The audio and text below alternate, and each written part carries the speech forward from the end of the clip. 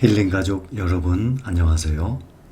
2월 17일 수요일 밤 9시입니다. 네이버의 급상승 검색어에 현재 9위에 올라와 있습니다. 중국의 드론 업체 이항이라고. 많은 분들이 뉴스를 접해서 알고 계실지 모르겠어요. 어제는 국내 코스닥의 HLB가 급상승 검색어에 올라왔었는데 오늘은 중국의 드론 업체 아닙니까? 며칠 전에도 말씀을 드렸었는데 가짜 매출, 기술 조작을 폭로하는 리포트가 발간됐어요. 그래서 하룻밤 사이에 63%, 정확히 62.69%, 63%나 폭락을 했습니다. 중국의 이항은 서학겜이라 그래요. 미국에 투자한 국내 개인 투자자들이 상당히 많이 보유하고 있어요. 약 6천억 원가량 보유하고 있습니다. 해외 주식 중에서도 9번째로 많이 투자한 기업입니다. 계산을 해보면 하룻밤 사이에 약 4천억 원 가까이 날아간 셈입니다. 미국의 공매도 리서치 업체예요. 울프팩 리서치라는 그러한 회사 홈페이지를 통해서 이항이라는 회사가 추락할 운명의 주가 띄우기라는 33페이지짜리 보고서를 공개를 했습니다. 혹시 힐링가족 여러분들 중에 이항이 요즘 주가가 엄청나게 뛰었거든요. 전기자동차 중국의 니오보다도 훨씬 많이 뛰었어요. 올해 들어서. 혹시 매수하신 분들 계십니까? 그러면 욕심이 너무 앞서서 주가 올라가는 걸 보고 아마 매수하셨을 겁니다. 저는 매수 안 했습니다. 이렇게 매수하신 분들 정말 큰 코 다칩니다. 2020년 지금으로부터 6개월 전에 8월 17일 6개월 전에 9달러였어요. 그런데 며칠 전 2월 12일까지는 124달러까지 무려 14배나 상승을 했습니다. 1년도 아니고 6달 만에. 1억을 투자했다 그러면 14억. 1,000만 원을 투자했다 그러면 1억 4천만 원. 그것도 몇 년이 아니라 단 6개월 만에. 이게 주식의 세계입니다. 이렇게 무섭습니다. 이랬다가 하루 만에 63%나 하락을 하고 124불까지 올라갔던 그러한 주식이 46달러까지 떨어졌습니다. 다시 한 달 전 가격으로 떨어졌어요. 그런데 주식이라는 것이요, 50%가 하락을 했어요. 그러면 다시 50% 오르면 회복되는 것 같죠? 아니에요. 전에도 말씀을 드렸어요. 10,000원짜리 주식이 50% 반토막 나요. 5,000원이죠? 10,000원이 50% 하락하면 5,000원이 됩니다.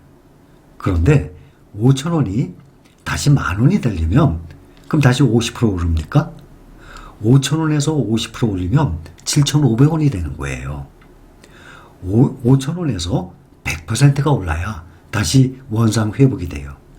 5,000원에서 100% 오르면 10,000원 아니에요. 그렇죠? 그래서 떨어질 때 조금 떨어지는 거죠. 50%니까 5,000원 떨어졌죠. 대신 올라갈 때는 2배로 올라가야 돼요. 그래서 한 번 떨어지잖아요. 그러면 그 원금 회복하는 동안에 그 퍼센테이지가 2배로 차이가 나요. 10,000원에서 5,000원 50% 떨어지면 5,000원이에요. 그런데 5,000원에서 10,000원 되려면 50% 올라가야 되는 게 아니라 100%가 올라가야 되는 거예요. 중국 도심 항공 운송수단 기술 기업으로 주목받았던 나스닥 상장사예요. 이항홀딩스 가짜 계약 파문에 60% 넘게 급락을 했습니다. 올해만 해도 국내 개인 투자자들이 서학개미라 그래요. 이항 주식을 1,000억 원 넘게 순매수해서 적지 않은 피해가 예상이 되고 있습니다. 나스닥 시장에서 이항은 전 거래일 대비 77.79달러나 급락을 했습니다. 자율주행 드론 택시 개발로 주목을 받았어요. 그동안. 최근 주가가 고공행진을 해온 업체입니다. 이항의 주가는 작년 12월 초 13달러였었어요. 이달 12일 124달러까지 올라갔습니다. 2달 만에 9배 올라갔어요. 6달 만에 14배가 올라갔습니다. 이렇게 주식들 중에 급등하는 주식들이 그렇게 흔치가 않거든요. 이 이항에 대한 부정적인 리포트가 나오면서 주가가 급락세를 맞았습니다. 울프팩 리서치라는 이 회사, 추락하고 불타오를 운명인 주식하고 났어요. 리포트를 냈습니다. 울프팩 리서치는 이항이 주 고객사로 두고 있는 중국 상하이의 쿤샹이라는 업체를 급조된 가짜 기업이라고 얘기를 했습니다. 쿤샹의 웹사이트에 있는 3개의 주소 중에 한 개는 쿤샹과는 관련도 없는 호텔이었고, 다른 한 곳은 11층 건물의 13층 주소였어요. 11층 건물인데 주소가 13층으로 나와 있어요. 그러니까 완전히 거짓 주소 아닙니까?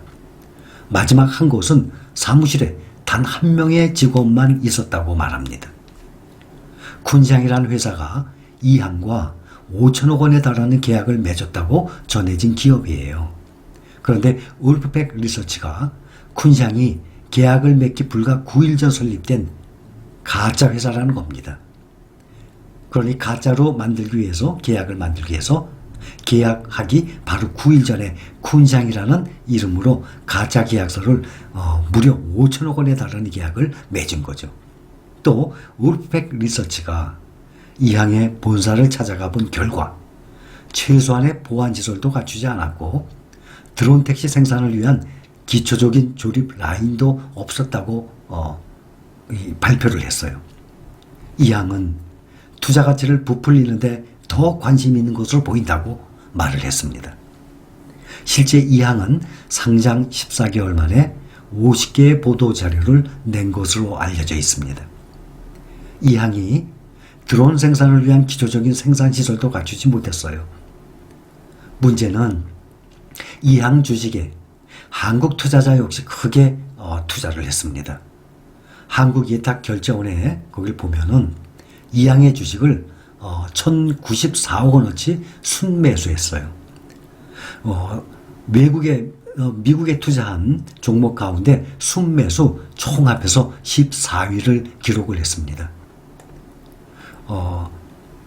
그래서 이 이항의 경영진이 증권 사기에 대한 책임이 있는지 현재 조사하고 있다고 합니다.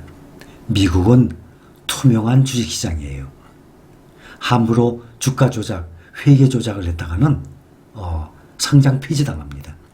로이싱 커피라고 있었어요. 얼마 전에. 과거 분식회계 사건으로 약 3,800억 원의 매출을 조작한 사실이 밝혀져서 주가가 폭락을 했던 중국 기업입니다. 얼마 전이었어요. 로이싱 커피라고. 2017년에 창업을 하고 급성장해서 2019년 5월에 미국 나스닥에 상장이 됐어요. 그런데 결국 회계 부정이 드러나서 상장 폐지가 된 그 경력이 있어요. 그래서 미국 증권거래위원회는 지난해 12월에 로이싱 커피에게 벌금 1억 8천만 달러를 부과하기도 했었습니다. 이달에는 미국에서 파산보호 신청까지 한 것으로 알려져 있어요. 어제는 HLB라고 있어요. 코스닥에 우리나라. 개발 중인 항암 신약 후보물질 리보세라닙이라고 있어요. 그게 임상 결과를 자의적으로 해석해서 허위 공시한 게 아닌지를 두고 금융당국의 조사를 받은 것으로 확인이 됐어요. 어제. 그래서 주가가 27%나 급락을 했습니다. 오늘 또 떨어졌죠? HLB가 항암신약 후보물질인 리보세라닙의 임상 결과를 자의적인 해석으로 허위 공시했다는 의혹입니다. 그래서 HLB가 금융당국의 조사를 받았다는 소식에서 장중 급락을 했어요. 오후에 그 회사 회장의 해명에도 낙폭을 회복하지 못했습니다.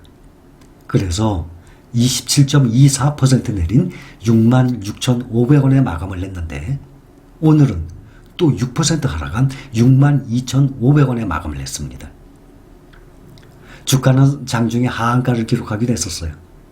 유튜브를 통해서 HLB의 그 회장이 당국의 조사를 받는 것은 맞지만 임상 실패는 아니다 라고 말을 했어요. 우리나라는 상한가, 하한가가 정해져 있습니다.